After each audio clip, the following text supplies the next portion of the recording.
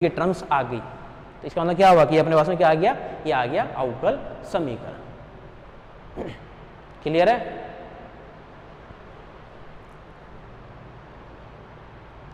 चलो आगे।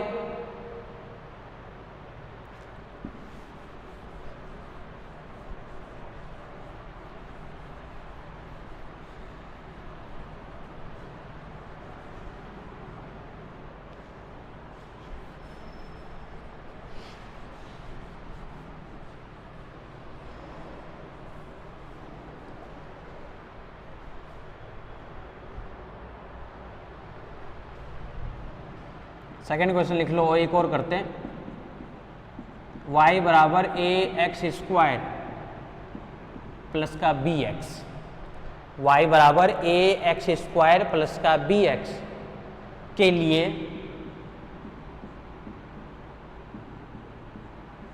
लिए अवकल समीकरण ज्ञात करो। फंक्शन क्या दिया हुआ है, ये सॉल्यूशन दिया हुआ है कि ये सॉल्यूशन है, इससे अपने को कंस्ट्रक्ट करना है डिफरेंशियल इक्वेशन। क्वेश्चन कई बार ऐसे ही पूछ लेता है, construct A differential equation of the given solution is, फिर ये सॉल्यूशन दे देगा। एक ही बात है, इधर से पूछे उधर से पूछे, हमें ज्ञात तो यही करना है, फाइंड तो। और अवकल समीकरण फाइंड करने से मतलब क्या हुआ कि हमें फाइंड करना है dy अपॉन में dx आ जाए, या फिर d2y बाई dx स्क्वायर आ जाए, या फिर d3y बाई dx3 आ जाए, तो हमें वही फाइंड करना है। क्लियर है? अब बताओ इस क्वेश्चन के अंदर टोटल नंबर ऑफ कांस्टेंट कितने हैं, वो इसके अंदर है, एक तो है a और एक है b।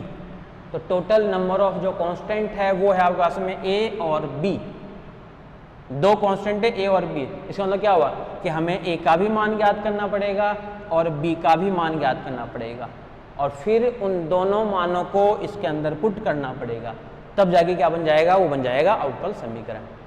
अब जब दो दो कांस्टेंट का मान ज्ञात करेंगे तो सीधी सी बात है, एक बार अवकलन से निकल नहीं पाएगा, तो एक बार से एक कांस्टेंट का भी नहीं निकल पाएगा। तो हमें इन दोनों का मान ज्ञात करना है। बस रूपरेखा बना लो दिमाग के अंदर कि हमें करना कैसे कैसे है। करने के लिए दिमाग में क्या लाना है कि सबसे पहले a का मान निकले, चाहे जैसे भी निकले, फिर मान निकालना है b का, चाहे जैसे निकालो आप लोग, और उन दोनों मान को इसके अंदर पुट करना है। क्लियर है? अब आ जाओ, इसका नाम मैं डाल देता हूँ समीकरण नंबर 1। समीकरण 1 का x के सापेक्ष अवकलन करने पर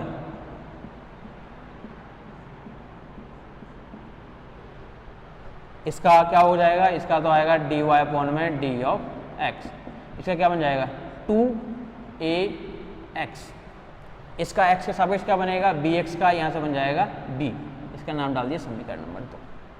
इसमें मान दिख रहा है क्या आपको a और b का? नहीं दिख रहा मान, कहाँ से दिखेगा? मतलब अभी भी दो ही तो कांस्टेंट, एक तो a है एक b है, लेकिन दिमाग में ये जरूर आ गया होगा कि अगर इसका अपन एक बार और अवकलन कर देना तो बोला फिर ये तो 0 बन जाएगा।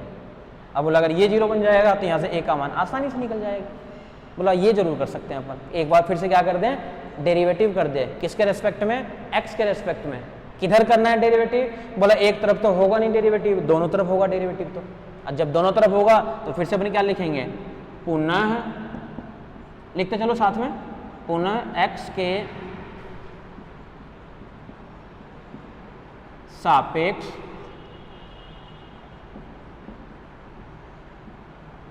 अवकलन करने पर इधर वाले का अवकलन क्या बनेगा, ये बन जाएगा d2y अपॉन में dx स्क्वायर इक्वल टू, इधर वाले का अवकलन x के सापेक्ष 2a रहेगा, x का बन जाएगा 1। इधर वाले का x के सापेक्ष अवकलन बोला 0। बोले क्या लिखते हो 0? बोले पता ही है, वैसे भी पता ही है ना 0, ये कांस्टेंट है, और कांस्टेंट का मान जब डेरिवेटिव करोगे तो कांस्टेंट का डेरिवेटिव क्या हो, 0 ही होगा। बोले क्या लिखते हो फालतू में बार बार में? तो ये इसका डेरिवेटिव क्या आ गया, d2y अपॉन में dx स्क्वायर बराबर 2 है। तो यहाँ से a का जो मान है वो क्या आ गया, यहाँ से अपने पास में a का मान आ गया a इक्वल्स 2 आ जाएगा, नीचे क्या बन जाएगा 1 अपॉन में 2, और फिर साथ में d2y अपॉन में dx स्क्वायर। ये मिल गया अपने पास किसका मान, a का मान। बोला चलो अपन ए का मान तो पुट कर देंगे। बोला बी का और निकालना है जैसे भी करके। बोला बी का अब कैसे निकालें? बोला बी का अपन निकाल सकते थे।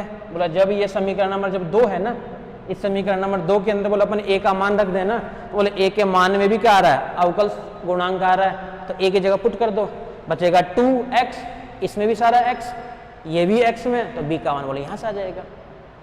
फिर यहाँ से मान किसका निकल जाएगा? b का। और फिर a का और b का मान फिर से रखेंगे अपन किसके अंदर? समीकरण नंबर 1 के अंदर। क्लियर है?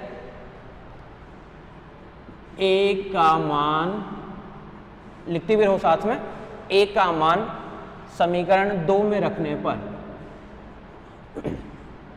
समीकरण 2 में रखने पर, समीकरण जब 2 में रखोगे देखो क्या क्या मान आएगा। इधर तो रहेगा dy अपॉन में d ऑफ x बराबर 2a as it is, x का मान बोला ये रखना है 1 अपॉन में 2, बोला मल्टीप्लाई में है, बोला ये तो है 1 अपॉन में 2 और यहाँ से है d2y अपॉन में dx स्क्वायर, ये आ गया 2ax, 2a की जगह अपन मान रख दिए 2, a की जगह पूरा मान ही है 1 अपॉन में 2 d2y अपॉन में dx स्क्वायर, और x रहेगा एज इट इज, तो साथ में मल्टीप्लाई में क्या आ जाएगा? x, 2ax। क्लियर है ना? dy बाई dx 2x तो एज इट इज, a का मान ये रख दिए, और प्लस यहाँ से क्या आ जाएगा? प्लस का आ जाएगा b, तो 2 से 2 तो आपके पास में कट जाएगा। कटते ही यहाँ से जो b का मान निकलेगा वो b का मान देखो क्या निकलेगा? b बराबर dy बाई dx तो है ही एज इट इज, तो इधर रहेगा dy अपॉन में d of x, dy upon में dx, और यहाँ से देखो 2 और 2 कट गया, और ये जो है ये आ जाएगा इधर आके क्या बन जाएगा? माइनस में, यानी माइनस का x, और फिर साथ में d2y अपॉन में dx स्क्वायर, ये मान किसका निकल गया? ये मान निकल गया अपने पास में b का। क्लियर है? a का मान तो अपन निकाल लिए, एक बार अवकलन करेंगे, a का मान अपन इसके अंदर पुट कर दिए, तो ये मान निकल गया, यहाँ से b का मान निकल गया, तो b का मान बोले इसके यहाँ से ये तो बोले ये कट जाएगा, ये b का मान इधर आएगा तो बन जाएगा माइनस में बन जाएगा, तो बोले ये आ गया b का मान। अपने को अवकल समीकरण याद करना था, यानी a का मान और b का मान समीकरण 1 में रखने पर। लिख लो इसको, एक बार नोट कर लो।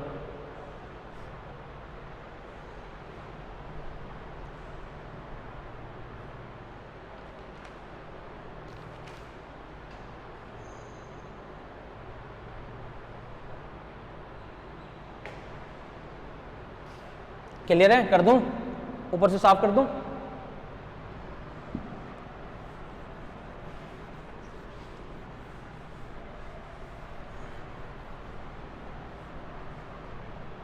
a का मान तो है ये, अतः अवकल समीकरण बराबर y, तो y तो बोला y रहेगा, y equal to ax square, तो a का मान क्या है? 1 अपॉन में 2 d2y अपॉन में dx स्क्वायर, a, ये तो पूरा मान होगा किसका? a का मान, साथ में x स्क्वायर, ये बनेगा साथ में x स्क्वायर, तो ax स्क्वायर प्लस का bx, तो प्लस b का मान पूरा कंप्लीट है ही है, तो b का मान क्या आ जाएगा? dy अपॉन में d of x minus x d2y upon में dx स्क्वायर, इसका मान हो गया ये b का मान कंप्लीट, और फिर साथ में मल्टीप्लाई में क्या? x, साथ में मल्टीप्लाई में आ गया x, तो ये अपना क्या आ गया? अवकल समीकरण। समीकरण से भी अवकल समीकरण याद कर सकते हो, कुछ नहीं करना है, जितने कांस्टेंट है ना उतनी बार डेरिवेटिव होगी, बस इतनी सी बात है। और कांस्टेंट जितने भी रहेंगे, 3 को अगर c भी आ जाए ना साथ में, मान लो दे दे ax क्यूब bx स्क्वायर, और जैसे मान लो सपोज करो एक क्वेश्चन ये दे दे y बराबर ax क्यूब प्लस का bx स्क्वायर प्लस का cx, ये और दे दे मान लो सपोज करो, सेम यही फॉर्मेट चलेगा, ये थोड़ा सा इससे और ज़्यादा लेंथी हो जाएगा, लेकिन काम आसान है। क्या क्या काम करना है अब आपको पता चल गया होगा कि जब इसके अंदर सर 2 बार में जब मान निकला था तो बोले इसके अंदर 2 बार में मान नहीं निकलेगा, क्योंकि 2 बार में तो यहाँ से 2x स्क्वायर का 2x का 2 भी बनेगा, तीसरी बार में बोले ये भी 0 बनेगा, ये भी 0 बनेगा, ये तो हालांकि पहले में 0 बन जाएगा, ये 2 बार में 0 बन जाएगा, यहाँ से कांस्टेंट का मान a का निकल जाएगा, यानी 2 बार करना पड़ेगा। ठीक है, तो इसको जैसे अपन एक बार में, दो बार में जैसे d2/dx का मान निकाले थे ना, इसके अंदर 3 बार में निकलेगा ये वाला मान। Same to same as it is करना है आपको। कर लोगे?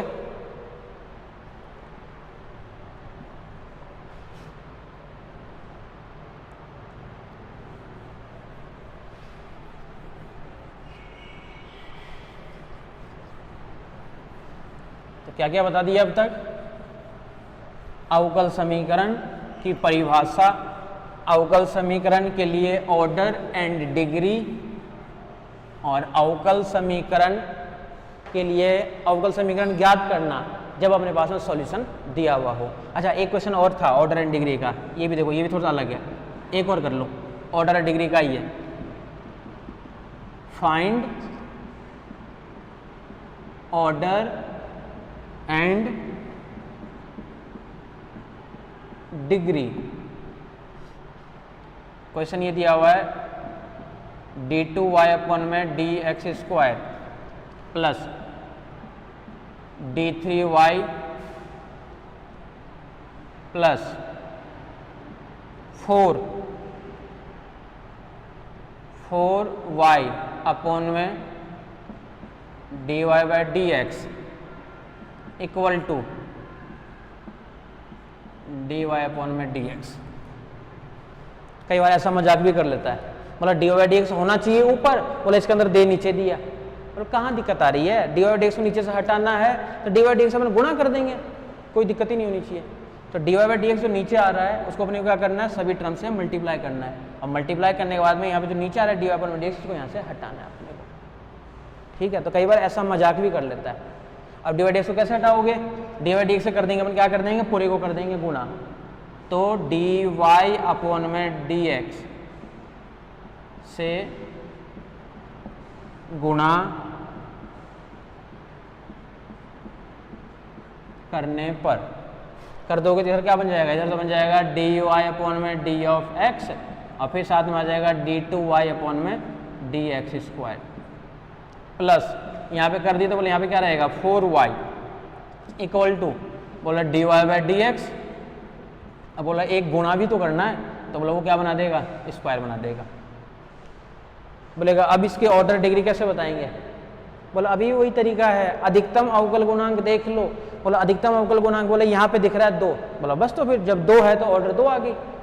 डिग्री, बोले उसकी पावर, बोले इसकी पावर कुछ भी नहीं है, तो 1 हो गई। इसका मतलब क्या हुआ कि जब ऑर्डर निकालोगे तो इसकी जो ऑर्डर रहेगी वो तो रहेगी 2, और जब डिग्री की बात करोगे तो डिग्री से क्या रहेगी? 1। तो ऑर्डर और डिग्री निकालने का सबसे आसान तरीका है ये, निकाल लोगे?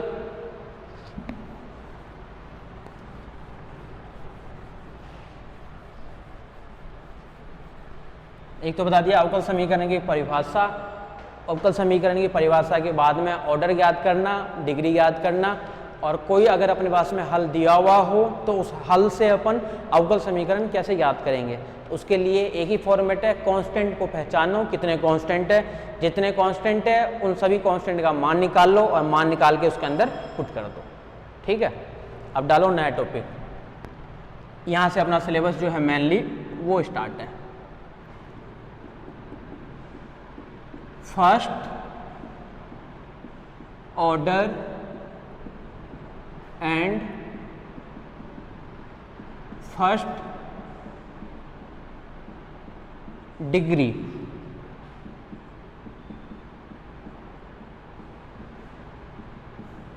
डिफरेंशियल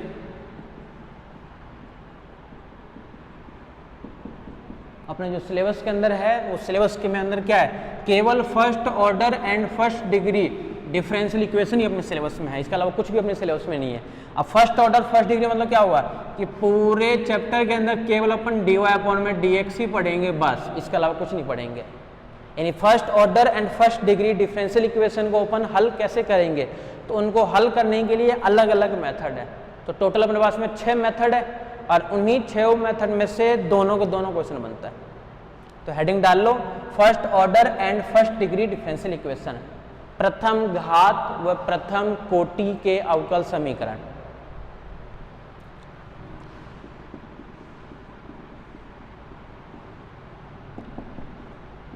मेथड देखो पहले कितने मेथड है, कितने तरीके हैं करने के। सबसे फर्स्ट तरीका, चरों के पृथक्करण विधि, पृथक्करण विधि, इसको हम बोलते हैं वेरिएबल सेपरेशन मेथड। सेकंड जो अपने पास में है वो है अपने पास में समघात अवकल समीकरण, जिसको अपन इंग्लिश में बोलते हैं homogeneous differential equation. Third part, जो समघात अवकल समीकरण ना हो, नॉन होमोजीनियस डिफरेंशियल इक्वेशन। फिर नेक्स्ट है वो है रैखिक अवकल समीकरण। फिर फिफ्थ है जो रैखिक अवकल समीकरण ना हो, इसको बोलते हैं अपन लीनियर डिफरेंशियल इक्वेशन, इसको बोलते हैं अपन नॉन लीनियर डिफरेंशियल इक्वेशन। 6 है यथावत एग्जैक्ट, यथावत अवकल समीकरण। और 7th है जो यथावत अवकल समीकरण ना हो, इंग्लिश में इसको बोलते हैं एग्जैक्ट डिफरेंशियल इक्वेशन। स्पेलिंग इसकी ये होती है EXACT, exact, non exact differential equation. तो अवकल अपने पास हमने सिलेबस में क्या है, फर्स्ट ऑर्डर और फर्स्ट डिग्री डिफरेंशियल इक्वेशन, और उसको हल करने के अपने से टोटल ये 7 मेथड है। सबसे पहला मेथड है वो है चरों के पृथक्करण विधि, वेरिएबल सेपरेबल मेथड। फिर सेकंड है वो है समघात अवकल समीकरण, homogeneous differential equation, non homogeneous differential equation. फिर है रैखिक अवकल समीकरण यानी लीनियर डिफरेंशियल इक्वेशन। फिर है नॉन लीनियर डिफरेंशियल इक्वेशन। फिर अपने पास में है यथावत अवकल समीकरण, एग्जैक्ट डिफरेंशियल इक्वेशन। फिर है नॉन एग्जैक्ट डिफरेंशियल इक्वेशन। इन्हीं मेथड्स को अपन केवल देखेंगे। अच्छा, एक फायदा और है, इन सभी मेथड को अगर कर लोगे ना तो ये पूरी यूनिट कंप्लीट भी है। यानी यूनिट नंबर जो फर्स्ट है ना आपके पास में, इसके अंदर पहले का जो एक क्वेश्चन आएगा ना वो भी इन्हीं 7 में से एक आएगा, बी पार्ट आएगा वो भी इन्हीं 7 में से एक आएगा, और चॉइस करके जो क्वेश्चन आता है ना सेकंड का ए, वो वाला पार्ट भी इन्हीं में से कोई ना कोई क्वेश्चन आएगा, और सेकंड का बी जब करोगे ना वो भी इन्हीं में से कुछ ना कुछ आएगा। तो इन सभी मेथड को करने से देखो एक फायदा क्या है अपने पास में, अपन ऊपर वाला भी अटेम्प्ट कर सकते हैं और नीचे वाला भी अटेम्प्ट कर सकते हैं, जो आपको आसान लगे वो अटेम्प्ट कर लेना।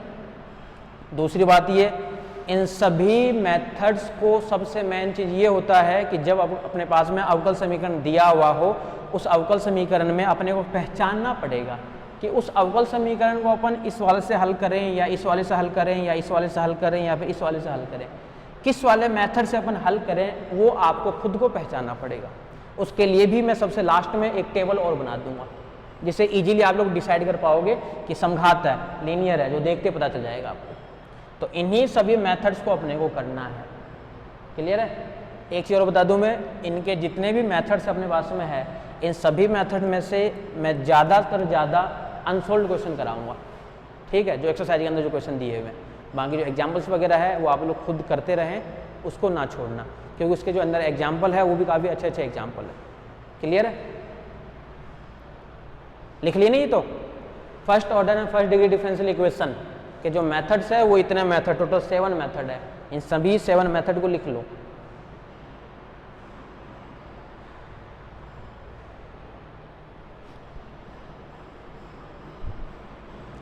लिख लिए? आ जाओ फर्स्ट वाले मेथड पे आ जाओ, अब डाल लो। अच्छा, इससे पहले एक दो जो घटिया प्रॉपर्टी होती है लोग वाली, वो तो याद है ना आपको? नहीं याद है तो एक बार फिर से देख लो, नोट करके लिख लो, चाहे से पता ही होगा शायद मेरे हिसाब से। लिख लो नोट करके, चलो पहले log m plus log n बराबर ये होता है log ऑफ m n, पता होगा सभी को, लेकिन फिर भी बता देता हूँ। ये होता है log m minus log of n बराबर ये बनता है log m अपॉन में n। एक और लिख लो log m की power n, n log m। ये तीनों फॉर्मूले जुबान पे होनी चाहिए। ऐसे मान लो कि इनको अपन हर क्वेश्चन में बीच में काम आएगा ये।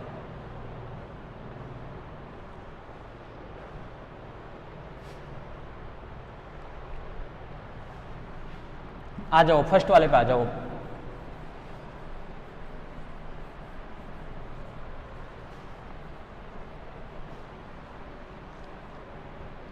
चरों की पृथक्करण विधि फर्स्ट डाल लो।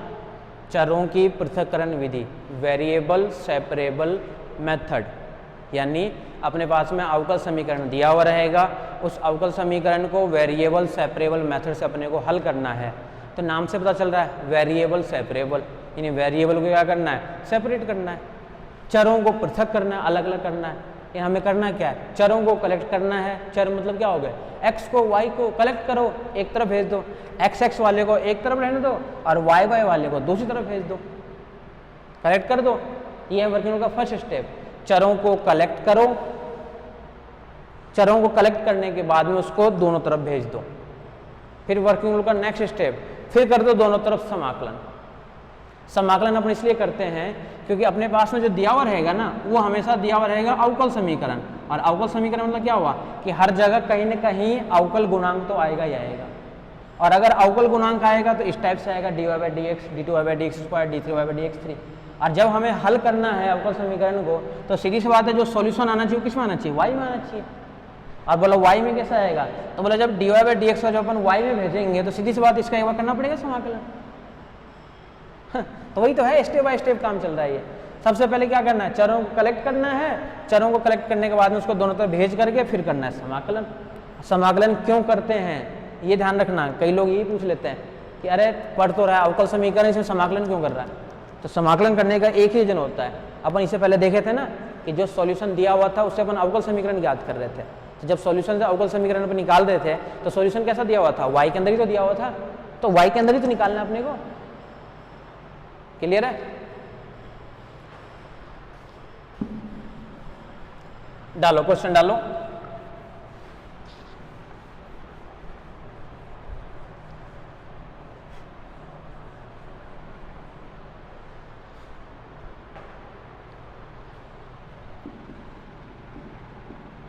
dy अपॉन में dx बराबर 1 + y² अपॉन में 1 + x²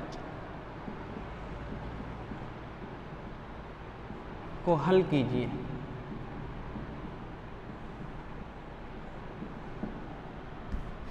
अवकल समीकरण क्या दिया हुआ है? dy अपॉन में dx बराबर 1 + y² अपॉन में 1 + x² को हल कीजिए। कभी भी क्वेश्चन में नहीं दिया हुआ रहेगा कि आपको चरों की पृथक्करण विधि से हल करना है या फिर वेरिएबल सेपरेबल से हल करना है। बस क्वेश्चन इतना आएगा, सॉल्व सॉल्व सॉल्व, हल कीजिए हल कीजिए। अब हल करने के लिए टोटल 7 मेथड है, उन 7 मेथड में से कोई सा भी मेथड अप्लाई हो सकता है। एक चीज़ और, इस जैसे कई क्वेश्चन ऐसे होते हैं जिनको आप लोग चरों के पृथक्करण विधि से भी कर दिए, अगले वाला मेथड से भी हल हो रहा होगा, वो हो सकता है उससे अगले वाले से भी हल हो रहा होगा। तो ये तो अपने ज़्यादा अच्छी बात है ना। अपन स्टार्ट करेंगे हमेशा कहाँ से? चरों की पृथक्करण विधि से। चरों की पृथक्करण विधि क्या कहता है कि टर्म्स को कलेक्ट करना है और एक दूसरे तरफ भेजना है। तो टर्म्स को कलेक्ट करो, बोलो y वाले को एक साथ करो। बोलो जब यहाँ पे dy है तो यहाँ पे y की टर्म्स होनी चाहिए, यहाँ पे क्या 1 + y की टर्म्स बोले यहाँ पे, तो इसको उठा के तरफ भेज दो। यानी अपन क्या लिखेंगे? 1 अपॉन में 1 + y², फिर साथ में dy, और यहाँ पे क्या बन जाएगा? 1 अपॉन में 1 + x²। और फिर साथ में यहाँ क्या बन जाएगा dx। वर्किंग रूल का फर्स्ट स्टेप, चरों को कलेक्ट करो, एक दूसरी तरफ भेज दो, फिर समाकलन करने पर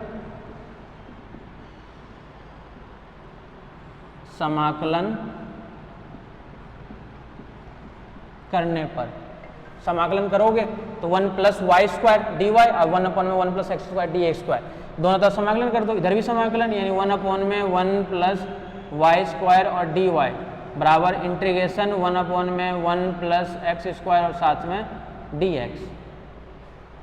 इसका समाकलन जब करोगे, इसका समाकलन क्या बन जाएगा tan इनवर्स y, इसका समाकलन आएगा tan इनवर्स x।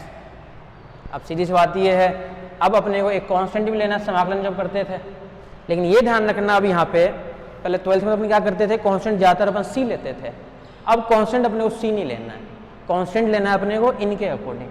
अगर ये tan में आ रहा है तो कांस्टेंट भी tan में लेंगे, अगर ये अपने पास में मान लो सपोज करो log में रहता तो कांस्टेंट भी अपन log में लेते। तो बस ये ध्यान रखना, एक कांस्टेंट लगा दिया अपन क्या tan इनवर्स c, ये कांस्टेंट को इधर भी ले सकते हो, इधर भी ले सकते हो, आपकी मर्जी है। सेपरेट कर दो, यहाँ से क्या बन जाएगा tan इनवर्स y माइनस का tan इनवर्स x बराबर ये बन जाएगा tan इनवर्स c। इसका फॉर्मूला जानते ही होंगे, tan इनवर्स a माइनस का tan इनवर्स b, क्या होता है इसका formula tan inverse a minus का b अपॉन में 1 प्लस ए बी बराबर इधर से tan इनवर्स c। tan से tan दोनों हट जाएगा, लिख लो, इसको एक बार नोट कर लो। tan से जब दोनों तरफ tan हट जाएगा, इधर से क्या बचेगा y माइनस एक्स, तो y माइनस एक्स अपॉन में यहाँ से क्या रहेगा 1 प्लस वाई एक्स बराबर c। तो ये अपने पास में आ गया हल। तो चरों के पृथक्करण विधि में सभी क्वेश्चन में यही फॉर्मेट अपने को लगाना है, बस आपको समाकलन करना आना चाहिए। और समाकलन आने के लिए आपको जितने भी फॉर्मूले थे 12th क्लास के अंदर, वो सभी फॉर्मूले आपको याद होने चाहिए। क्लियर है? अलग कर दिए, सेपरेट कर दिए, सेपरेट करने के बाद में इधर भी समाकलन कर दिए, इधर भी समाकलन कर दिए, समाकलन करते इसका फॉर्मूला लगा दिए, और फॉर्मूला आने के बाद ये मान जो अपने पास डेट बनी है आगे। ठीक है, लिख लिए, समझ गए? लिख लो और लिख लो।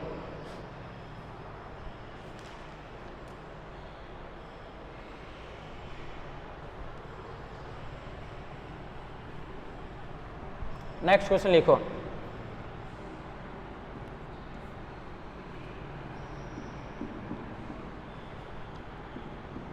x cos square y dx। लिख लीजिए, इसको हटा दूं,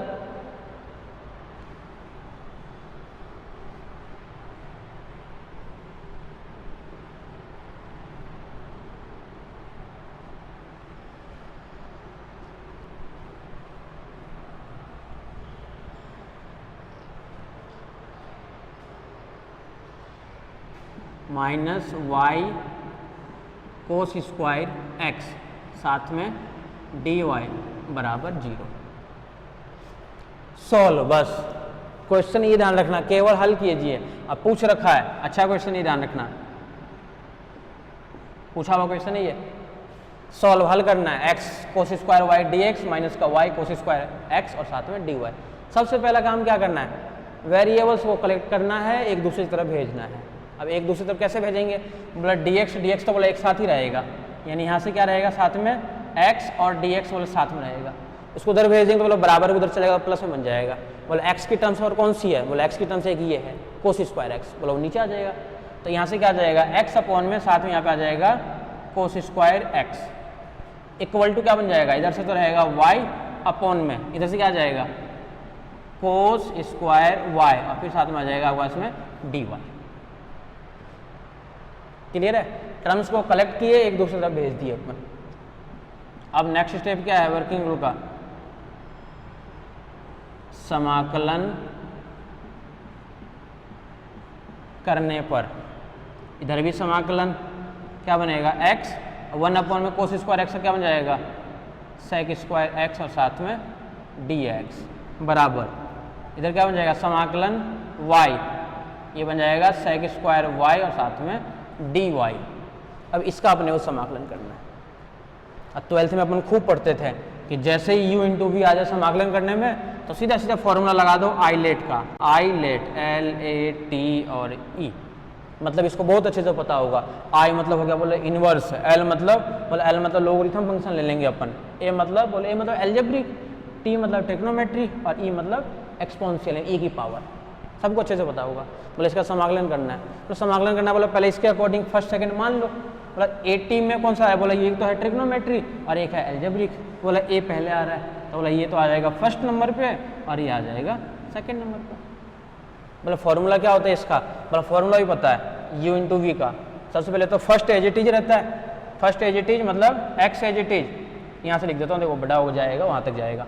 फर्स्ट एज इट इज यानी X as it is, second का इंटीग्रेशन तो सेक स्क्वायर एक्स का इंटीग्रेशन क्या हो जाएगा tan of X, first as it is second का integration minus whole integration first का डिफरेंशियल यानी 1 और फिर सेकंड का इंटीग्रेशन यानी यहाँ फिर से इंटीग्रेशन आ जाएगा tan x और फिर साथ में आ जाएगा dx इक्वल टू फिर से वही चीज़, ये तो आ गया फर्स्ट और ये आ गया सेकंड।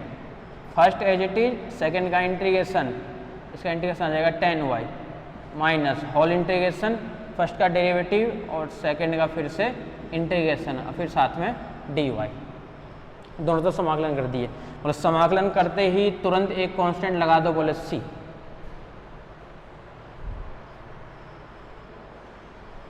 क्लियर है? अब आ जाओ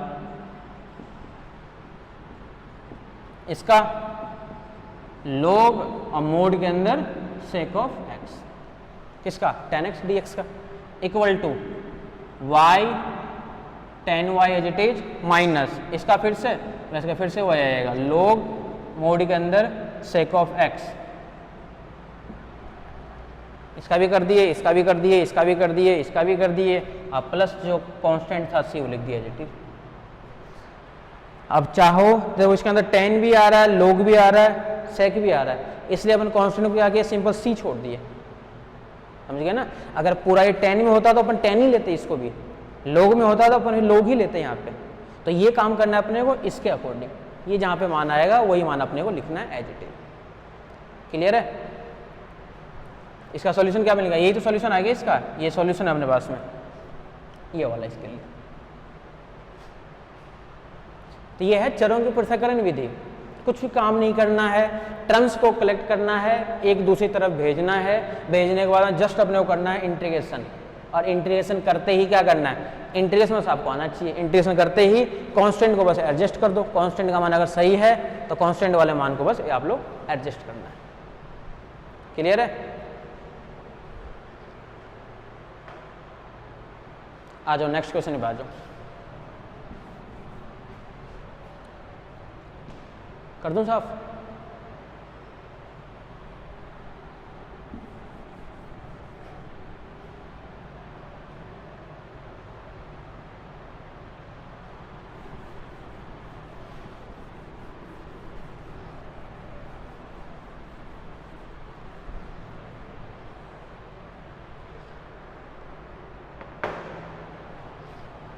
नेक्स्ट क्वेश्चन लिखो।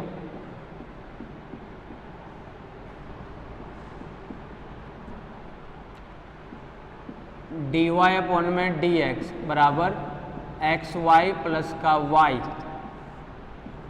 एक्स वाई प्लस का x।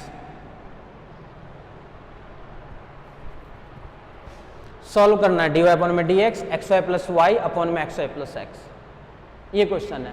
फिर से करना है कि अपन पहला मेथड ही पढ़ रहे हैं तो अपन हर में चरों के पृथक्करण विधि लगाएंगे। तो चरों के पृथक्करण विधि लगाने के लिए अपन क्या करेंगे, सबसे पहले dy अपॉन में dx, इसको क्या लिखेंगे, y को ले लेंगे ऊपर से कॉमन, यहाँ से बचेगा x प्लस 1, नीचे आ जाओ, नीचे से कॉमन आ जाएगा x, यहाँ से बचेगा y प्लस 1।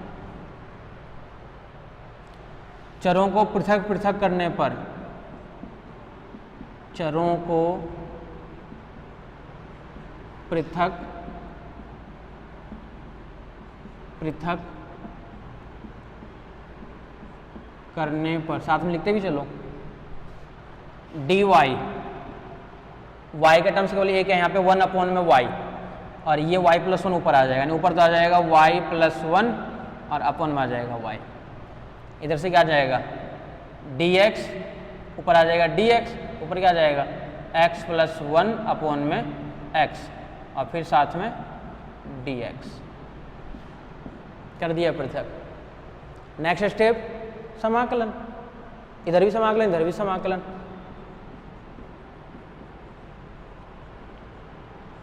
समाकलन करने पर इधर वाले का भी समाकलन, इधर वाले का समाकलन इंटीग्रेशन साइन y अपॉन में y यानी 1 बन जाएगा प्लस यहाँ से बन जाएगा 1 अपॉन में y और फिर साथ में समाकलन यानी dy बराबर इधर भी समाकलन x अपॉन में x यानी 1 बन जाएगा प्लस ये बन जाएगा 1 अपॉन में x और फिर से समाकलन। इसका समाकलन 1 का समाकलन क्या आ जाएगा y के रिस्पेक्ट में y प्लस इसका समाकलन आ जाएगा log of y equal to, इसका समाकलन करोगे x के रिस्पेक्ट में तो एक तो बनेगा x प्लस एक बनेगा log ऑफ x और एक कांस्टेंट लेना है तो ले लिया c ले लिया। चाहो तो इसमें भी कर सकते हो, log y log x को एक साथ कर लो, c वाले को एक साथ कर लो। बताता हूँ, इसको ऐसे भी कर सकते हो, या तो ये या फिर y को भी रहने दो, log ऑफ y माइनस का log ऑफ x इधर भेज दिया, इस y को उधर भेज दिया बराबर यहाँ से क्या है x माइनस का y प्लस यहाँ से ले लिया log ऑफ c, ये कांस्टेंट है, log m माइनस का log n और इधर वाले लोग, इसको ऐसे भी कर सकते हो।